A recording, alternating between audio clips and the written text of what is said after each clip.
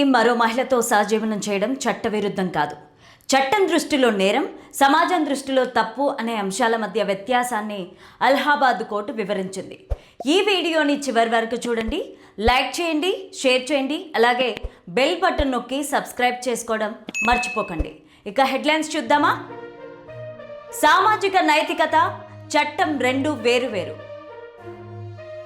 వివాహితుడే అయినప్పటికీ ఒక మేజర్ మహిళతో ఆమె సమ్మతితో కలిసి ఉండడం నేరం కాదు. వివాహ వ్యవస్థ పవిత్రతను దెబ్బతీసే విధంగా ఇలాంటి తీర్పులు ఉన్నాయని కొందరి వాదన. వ్యక్తిగత స్వేచ్ఛను గౌరవించడంలో ఇదొక మైలురాయి అని మరికొందరి వాదన. లలిత క్లినిక్స్ ఇప్పుడు హైదరాబాద్ లో, హనుమకొండ జిల్లాలో లక్షలాది మంది ప్రాణాలు కాపాడిన డాక్టర్ రాజేశ్వర ప్రసాద్ ఇప్పుడు మన కోసం అల్కాపూర్ టౌన్షిప్ మణికొండలో. అపాయింట్మెంట్ కోసం ఈ కింది నెంబర్లకి కాల్ చేయండి.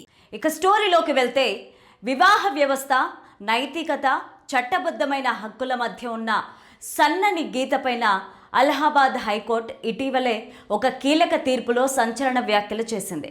వివాహితుడైన పురుషుడు మరొక మహిళతో లివ్ ఇన్ రిలేషన్లో ఉండడం చట్ట విరుద్ధం కాదు అని కోర్టు స్పష్టం చేసింది. ఉత్తరప్రదేశ్ షాజహాన్ నగర్కు చెందిన 18 ఏళ్ల అనామిక నేత్రాపాల్ జంట కొన్ని నెలలుగా సహజీవనం చేస్తోంది. ఈ క్రమంలో 2026 జనవరి 8వ తేదీన అనామిక తల్లి కాంతి నేత్రాపాల్ పైన పోలీసులకు ఫిర్యాదు చేశారు. నేత్రాపాల్ తన కుమార్తెను మభ్యపెట్టి తీసుకెళ్లాడని, ఆమెను కిడ్నాప్ చేశాడని భారతీయ న్యాయ సంహితలోని సెక్షన్ 87 కింద కేసు నమోదు చేయించారు. ఈ కేసును సవాలు చేస్తూ సదరు జంట హైకోర్టులో పిటిషన్ దాఖలు చేసింది. తమకు రక్షణ కూడా కోరింది. ఈ క్రమంలోనే విచారణలో భాగంగా అనామిక తాను మేజర్ అని, తన ఇష్టంతోనే నేత్రాపాల్తో కలిసి ఉంటున్నానని పోలీసులకు, కోర్టుకు వాంగ్మూలం ఇచ్చింది. అయితే నేత్రాపాల్ అప్పటికే వివాహితుడని, కాబట్టి అతను మరో మహిళతో కలిసి ఉండడం చట్ట విరుద్ధమని ఎదురుపక్షం వాదించింది. జస్టిస్ జేజే మునీర్, జస్టిస్ తరుణ్ సక్సేనాలతో కూడిన డివిజన్ బెంచ్ ఈ వాదనను తోసిపుచ్చింది. ఈ సందర్భంగా కోర్టు కొన్ని కీలక వ్యాఖ్యలు చేసింది. సామాజిక నైతికత, చట్టం రెండు వేర్వేరని చెప్పింది. సమాజం దీనిని తప్పుగా చూడొచ్చు, కానీ చట్టం దృష్టిలో ఇద్దరు మేజర్ల సమ్మతితో కలిసి ఉండడం నేరం కాదని వివరించింది. పౌరుల ప్రాథమిక హక్కులను రక్షించేటప్పుడు సామాజిక అభిప్రాయాలకు తావుండదని చెప్పింది. నేత్రాపాల్ వివాహితుడే అయినప్పటికీ ఒక వయోజన మహిళతో ఆమె సమ్మతితో కలిసి ఉండడం ఏ చట్టం కింద కూడా శిక్షార్హమైన నేరం అనిపించుకోదని స్పష్టం చేసింది. పిటిషనర్లను అరెస్ట్ చేయవద్దని పోలీసులను కోర్టు ఆదేశించింది.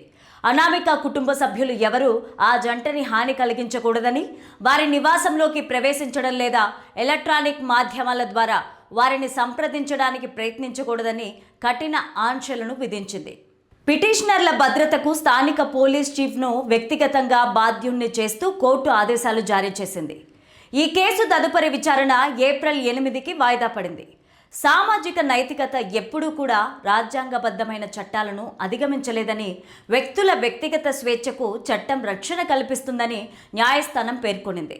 ఒక వివాహిత పురుషుడు తన భార్యకు దూరంగా ఉంటూ మరొక మహిళతో సహజీవనం చేస్తున్నాడు. అయితే సదరు మహిళ కుటుంబ సభ్యుల నుంచి తమకు ప్రాణహాని ఉందని రక్షణ కల్పించాలని వారు కోర్టును ఆశ్రయించారు. ఈ క్రమంలో వారి సంబంధం అనైతికమని కొందరు వాదించినప్పటికీ కోర్టు మాత్రం వారి వ్యక్తిగత నిర్ణయాన్ని గౌరవించింది. ఇద్దరు వ్యక్తులు ఇష్టపూర్వకంగా కలిసి ఉండాలనుకుంటున్నప్పుడు వారి వైవాహిక స్థితితో సంబంధం లేకుండా వారి ప్రాణాలకు, స్వేచ్ఛకు రక్షణ కల్పించాల్సిన బాధ్యత ప్రభుత్వం పైన ఉందని ధర్మాసనం తీర్పునిచ్చింది. చట్టం దృష్టిలో నేరం, సమాజం దృష్టిలో తప్పు అనే అంశాల మధ్య వ్యత్యాసాన్ని కోర్టు ఈ సందర్భంగా ఎత్తి చూపింది. ఒక వ్యక్తి తన భార్యకు విడాకులు ఇవ్వకుండా మరొకరితో కలిసి ఉండడం సామాజికంగా ఆమోదయోగ్యం కాకపోవచ్చు, లేదా నైతికంగా తప్పనిపించవచ్చు, కానీ అది భారత శిక్షాస్మృతి ప్రకారం శిక్షార్హమైన నేరం కాదని కోర్టు వివరించింది. రాజ్యాంగంలోని అధికరణ 21 ప్రకారం ప్రతి పౌరుడికి తనకి నచ్చిన వ్యక్తితో జీవించే హక్కుందని, దీన్ని నైతికత పేరుతో అడ్డుకోలేమని స్పష్టం చేసింది. ఈ తీర్పు దేశవ్యాప్తంగా పెద్ద ఎత్తున చర్చకు దారితీసింది. వివాహ వ్యవస్థ పవిత్రతను దెబ్బతీసే విధంగా ఇలాంటి తీర్పులు ఉన్నాయని కొందరు వాదిస్తుండగా, వ్యక్తిగత స్వేచ్ఛను గౌరవించడంలో ఇదొక మైలురాయి అని చట్ట నిపుణులు అభిప్రాయపడుతున్నారు. మొత్తం మీద చట్టం అనేది కేవలం భావోద్వేగాల మీదో సామాజిక కట్టుబాట్ల మీదో ఆధారపడి కాకుండా రాజ్యాంగం కల్పించిన హక్కుల ప్రాతిపదికన పనిచేస్తుందని ఈ తీర్పు పునరుద్ఘాటించింది.